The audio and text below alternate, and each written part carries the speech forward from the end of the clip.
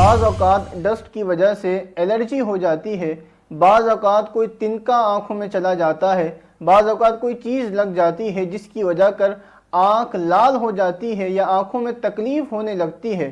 تو اگر کوئی ایسا معاملہ ہے تو 10 مرتبہ یا مقیتو 10 مرتبہ پڑھ کر اپنی آنکھوں پر دم کریں، اپنے ہاتھوں پر دم کریں اور آنکھوں پر لگا لیں۔ انشاءاللہ اس کی برکت سے آنکھوں کا درد اور تکلیف دور ہو جائے گی۔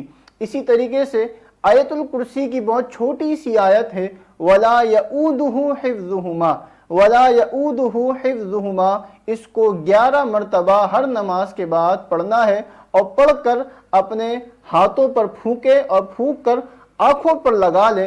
انشاءاللہ آنکھ کی جو سوجن ہے، آنکھ اگر لال ہو گیا ہے یا آنکھ میں درد یا تکلیف ہو رہی ہے تو انشاءاللہ اس کی برکت سے دور ہو جائے گی۔